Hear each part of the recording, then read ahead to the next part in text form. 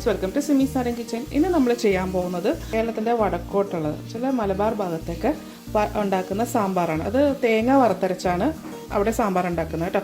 അപ്പോൾ അതാണ് ഇന്ന് ഞാൻ ഉണ്ടാക്കാൻ പോകുന്നത്. അപ്പോൾ ഇത് എങ്ങനെയാണ് ഉണ്ടാക്കുന്നത് നോക്കാം.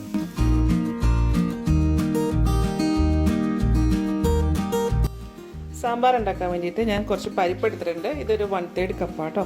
ഇത് നന്നായിട്ട് കഴുകി എടുത്തിട്ടുണ്ട്. അപ്പോൾ ഞാൻ എടുത്തിരിക്കുന്ന പരിപ്പ് സാമ്പാർ പരിപ്പാണ് കേട്ടോ. അത് കഴുകിയതിന് ശേഷം കുക്കറിലേക്ക് മാറ്റാം. പരിപ്പ് വേകാനായിട്ട് ആവശ്യത്തിന് വെള്ളം. ഞാൻ പരിപ്പ് വേവിച്ചതിന് ശേഷമാണ് കഷ്ണങ്ങൾ ഇതിൻ്റെ കൂടെ ഇട്ടിട്ട് വേവിക്കുന്നത് കേട്ടോ. അപ്പോൾ വേണമെന്നുണ്ടെങ്കിൽ നമുക്ക് പരിപ്പിൻ്റെ കൂടെ തന്നെ കഷ്ണങ്ങളും വേവിക്കാം കേട്ടോ. ഇങ്ങനെയാകുമ്പോൾ പരിപ്പ് നന്നായി വെന്തതിന് ശേഷമായിരിക്കും നമ്മൾ കഷ്ണം ചേർക്കുന്നത്. പിന്നെ ഇത് വേവിക്കട്ടെ. ഇതിലേക്ക് വേണ്ട പച്ചക്കറികൾ: ഉരുളക്കിഴങ്ങ്, കുമ്പളങ്ങ, മത്തങ്ങ, അത് ഞാൻ തൊലിയോട് കൂടിയാണ് എടുത്തേക്കുന്നത്, ക്യാരറ്റ്, തക്കാളി, ഒരു വലിയ തക്കാളിയാണ്, കുറച്ച് സവാള, ചെറിയ ഉള്ളി ഉണ്ടെങ്കിൽ അതായിരിക്കും കേട്ടോ കുറച്ചുകൂടെ ടേസ്റ്റ്, പിന്നെ തുവരപ്പയർ, മുരിങ്ങയ്ക്ക, വെണ്ടയ്ക്ക, പച്ചമുളക്. അതൊക്കെ ക്വാണ്ടിറ്റി ഓരോരുത്തരുടെ ഇഷ്ടം അനുസരിച്ച് എടുക്കാം കേട്ടോ. നമുക്ക് സാമ്പാറിന് ഇപ്പം തുവരപ്പയർ ഇല്ലെങ്കിലും കുഴപ്പമൊന്നുമില്ല. ബാക്കി എല്ലാ സാധനങ്ങളും നമുക്ക് കറിക്ക് വേണം കേട്ടോ. അതുപോലെ മത്തങ്ങ ഇട്ടില്ലെങ്കിലും പ്രശ്നമില്ല കേട്ടോ. ചില സ്ഥലങ്ങളിലൊക്കെ മത്തങ്ങ ചേർക്കാറുണ്ട്. പരിപ്പ് വേവിക്കാൻ വെച്ചത് അത് വെന്തിട്ടുണ്ട്. ഇതിലേക്ക് കഷ്ണങ്ങൾ ചേർക്കാം. അപ്പോൾ തക്കാളി ഞാൻ തൊലി കളഞ്ഞിട്ടാട്ടോ എടുത്തിരിക്കുന്നത്. ഇത് എല്ലാ പച്ചക്കറികളും കൂടെ ഇതിലേക്ക് ചേർക്കാം.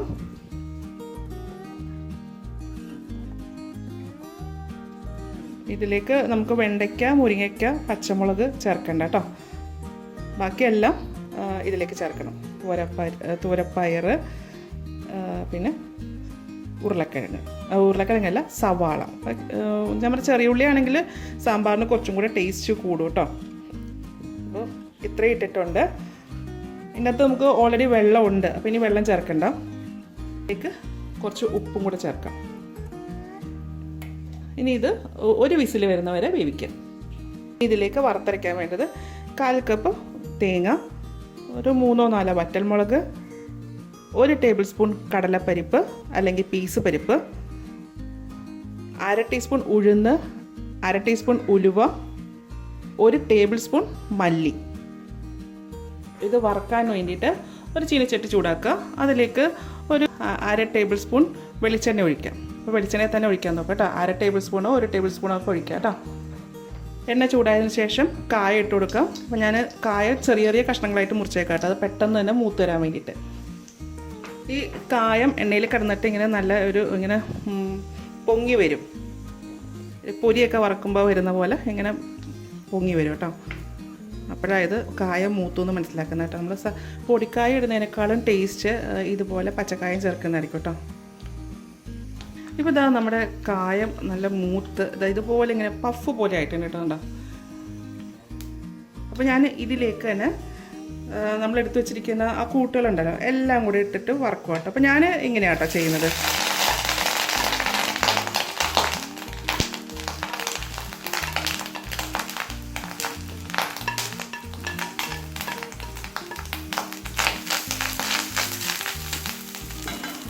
അപ്പോൾ ഞാനിത് എല്ലാം കൂടെ ഒരുമിച്ചിട്ടിട്ടാണ് വറക്കൽ. അപ്പോൾ എല്ലാവരും പറയും പരിപ്പിനൊരു മൂപ്പാണ്, മല്ലിക്കൊരു മൂപ്പാണ് അങ്ങനെ. പക്ഷേ എനിക്ക് അങ്ങനെ തോന്നിയിട്ടില്ല. എൻ്റെ മമ്മിയൊക്കെ ഇങ്ങനെ തന്നെയാണ് മല്ലിമുളകൊക്കെ വറുത്തരച്ചിട്ടുമ്പോഴും എല്ലാം കൂടെ ഒരുമിച്ചിട്ടിട്ട് തന്നെയാണ് കേട്ടോ വറക്കൽ. അപ്പോൾ എനിക്ക് മൂപ്പെല്ലാം ഒരുപോലെ തന്നെയാണ് തോന്നാറ്. ഇത് ബ്രൗൺ നിറാകുന്നവരെ ഒന്ന് നമുക്ക് എണ്ണയിൽ റോസ്റ്റ് ചെയ്തെടുക്കാം. അപ്പോൾ ഇതൊക്കെ ഒന്ന് ബ്രൗൺ നിറായിട്ടുണ്ട്. ഇനി നമുക്ക് സ്റ്റവ് ഓഫ് ചെയ്യാം. ചൂടാറിയതിന് ശേഷം മിക്സിയുടെ ജാറിലേക്ക് ഇട്ടിട്ട് നല്ല വെണ്ണ പോലെ അരച്ചെടുക്കാം. ഈ ചീഞ്ചട്ടിയിൽ കുറച്ച് വെളിച്ചെണ്ണ ഉണ്ട് കേട്ടോ. അപ്പോൾ ഞാനിനി എണ്ണ ഒഴിക്കുന്നില്ല. അതിലേക്ക് നമുക്ക് വെണ്ടയ്ക്ക, പച്ചമുളക്, കുറച്ച് കറിവേപ്പില, ഇതൊന്ന് എണ്ണയിലൊന്ന് വഴറ്റിയെടുക്കണം കേട്ടോ. എന്താണെന്ന് വെച്ച് കഴിഞ്ഞാൽ ഈ വെണ്ടയ്ക്കയുടെ പുറത്തുനിന്നൊക്കെ ഒരു ചെറിയൊരു എളുപ്പ് പോലെ വരും കേട്ടോ. അപ്പോൾ അത് പോകാൻ വേണ്ടിയിട്ടാണ്. നമ്മൾ വഴുതനങ്ങ ചേർക്കുന്നുണ്ടെങ്കിലും വഴുതനങ്ങയും ഇതിൻ്റെ കൂടെ തന്നെ ഇട്ടിട്ട് ഇതേപോലെ തന്നെ ഒന്ന് ഫ്രൈ ചെയ്യണം കേട്ടോ. അല്ലാണ്ട് നമ്മൾ കഷ്ണങ്ങളുടെ കൂടെ വഴുതനങ്ങ ഇട്ട് കഴിഞ്ഞാൽ അത് ഉടഞ്ഞു പോകും. അപ്പോൾ വെണ്ടയ്ക്ക വഴുതനങ്ങയൊക്കെ ഇങ്ങനെ ആക്കിയിടുകയാണെന്നുണ്ടെങ്കിൽ അത് ഉടഞ്ഞും പോകത്തില്ല, ഈ വെണ്ടയ്ക്കയുടെ ഉള്ളിൽ നിന്നുള്ള വഴുവഴുപ്പും ഉണ്ടാകത്തില്ല. ഇപ്പോൾ ഈ വെണ്ടയ്ക്ക ഒന്ന് വഴന്നിട്ടുണ്ട് കേട്ടോ, അതിൻ്റെ പുറമേക്കൊന്ന് ചെറുതായിട്ടൊന്ന് വാടി വന്നിട്ടുണ്ട്. ഇനി ഇത് സ്റ്റവ് ഓഫ് ചെയ്യാം. ഇതൊരു വേറെ നമ്മൾ സാമ്പാർ ഉണ്ടാക്കുന്ന പാത്രത്തിലേക്ക് മാറ്റാം. വെണ്ടയ്ക്ക അത് മാറ്റിയിട്ടുണ്ട്. ഇതിലേക്ക് ഇനി നമുക്ക് മുരിങ്ങയ്ക്ക ചേർക്കാം. ഇതിലേക്ക് കുറച്ച് വെള്ളം. ഇനി ഈ മുരിങ്ങയ്ക്കയൊക്കെ ഒന്ന് ഇതിൻ്റെ അകത്ത് കിടന്നിട്ടൊന്ന് വേകണം. അപ്പോൾ ബാക്കി കഷ്ണങ്ങളൊക്കെ നമ്മൾ കുക്കറിൽ വേവിച്ചിരിക്കുകയാണല്ലോ. അപ്പോൾ ഈ മുരിങ്ങയ്ക്കയും വെണ്ടയ്ക്കൊക്കെ ഒന്നും മറ്റേ കഷ്ണങ്ങളുടെ അത്രയും വേവില്ല, അതുകൊണ്ടാണ് നമ്മളിത് സെപ്പറേറ്റ് ആയിട്ട് വേവിക്കുന്നത്. അപ്പോൾ ഇനി ഇതൊന്ന് വേകട്ടെ. ഈ വെണ്ടയ്ക്ക മുരിങ്ങയ്ക്ക ഒന്ന് വെന്തിട്ടുണ്ട്. ഇതിലേക്ക് വേവിച്ച് വെച്ചിരിക്കുന്ന കഷ്ണം ചേർക്കാം.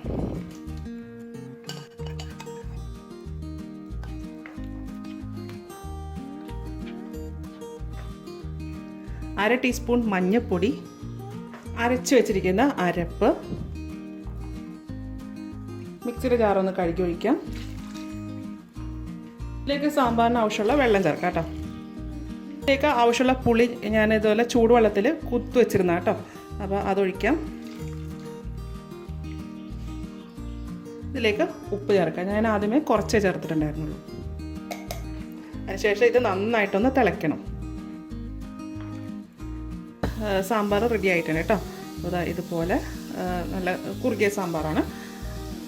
പിന്നെ ഇതുപോലെ തിക്കാകണ്ടെന്നുണ്ടെങ്കിൽ കുറച്ചും കൂടെ വെള്ളം ചേർത്തിട്ട് ലൂസാക്കാം കേട്ടോ. അപ്പോൾ ഇവിടെ നമുക്ക് തിക്കായിട്ടുള്ള സാമ്പാർ ആയതുകൊണ്ടാണ് ഇങ്ങനെ ഉണ്ടാക്കുന്നത്. ചോറിനൊക്കെ ആകുമ്പോഴത്തേക്ക് ഇതുപോലത്തെ തിക്ക് സാമ്പാറാണ് നല്ലത്.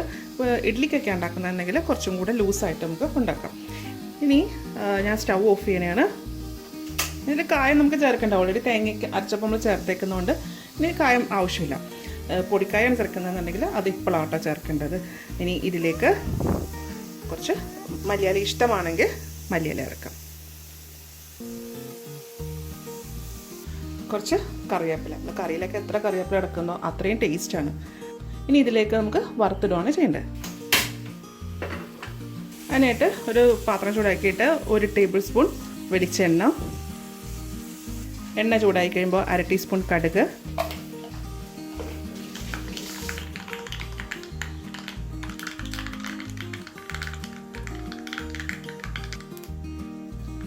കടുക് പൊട്ടിക്കഴിയുമ്പോൾ 2 വറ്റൽമുളക്, കുറച്ച് കറിവേപ്പില.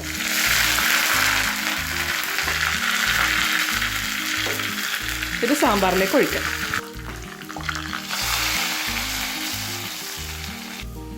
നമ്മുടെ വറുത്തരച്ചിട്ടുള്ള, അതായത് മലബാർ രീതിയിലുള്ള സാമ്പാർ റെഡി ആയിട്ടുണ്ട് കേട്ടോ. അപ്പോൾ ഇതുപോലെ ഒന്ന് ഉണ്ടാക്കി നോക്കൂട്ടോ. ഉണ്ടാക്കി നോക്കിയിട്ട് ഇതിൻ്റെ അഭിപ്രായം എൻ്റെ കമൻറ്റ് ബോക്സിൽ, എൻ്റെ ചാനൽ ആദ്യമായിട്ടാണ് കാണുന്നതെങ്കിൽ സബ്സ്ക്രൈബ് ചെയ്യുക. വീഡിയോ ഇഷ്ടമായെന്നുണ്ടെങ്കിൽ ലൈക്ക് ചെയ്യുക, ഷെയർ ചെയ്യുക. അപ്പോൾ ഇനി അടുത്ത ദിവസം അടുത്ത റെസിപ്പിയുമായി കാണാം. Thank you.